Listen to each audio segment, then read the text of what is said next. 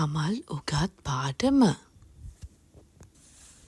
ආයුබෝවන් අද මම ඕගලන්ට කියලා දෙන්න යන්නේ කමල් කියලා පුංචි ළමයෙක්ට වෙච්ච දෙයක් ගැන. ඔන්න එකමත් එක ඉස්කෝලේක කමල් කියලා ළමයෙක් හිටියලු. ඉතින් මේ කමල්ට කවුරුත් යාළුවෝ හිටියේ නෑලු. ඇයි දන්නවද? එයා පන්තියේ ඉන්න අනිත් ළමයිගේ පොත් තිරනවලු. ටීචර් කියන දේ අහන්නේ නැතුව ඉගෙන ගන්න වෙලාවේ කෑ ගහනවලු. පන්ති නායකයා කියන දේ අහන්නෙත් නැතිලු.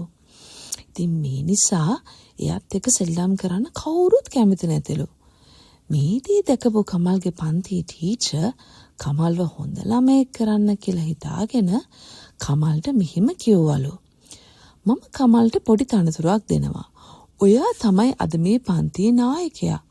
ඔයා තමයි පන්තියේ ඉන්න ඔක්කොම ළමයි බලාගන්න ඕනේ.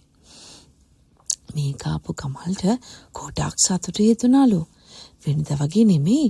කමල් ඊට පස්සේ දවසේ උදේම නැගිටලා හරිම කැමැත්තෙන් ඉස්කෝලේ ගියාලු.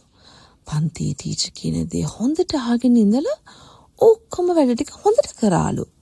හැබැයි කමල් පන්ති නායකයා වුණාට පන්ති අනිත් ළමයි යාට කැමති නැති නිසා කමල් කියන කිසිම දෙයක් ඒ අය ඇහුවේ නැතිලු. කමල්ට ගොඩාක් දුක හිතුණලු. ඉතින් එදා කමල්ට තේරුණාලු එයා ඉස්සර කියන දේ අහන්න නැතුව අනිත් අයට කරදර කරපු නිසා තමයි එයාට මේ විදියට වෙන්නේ කියලා. කමල් එදා ඉඳන් පන්තියේ ඉන්න කීකරුම ළමයා වුණාලු. ටික දවසක් යනකොට පන්තියේ ළමයි හැමෝම එයාගේ යාළුවෝ වුණාලු.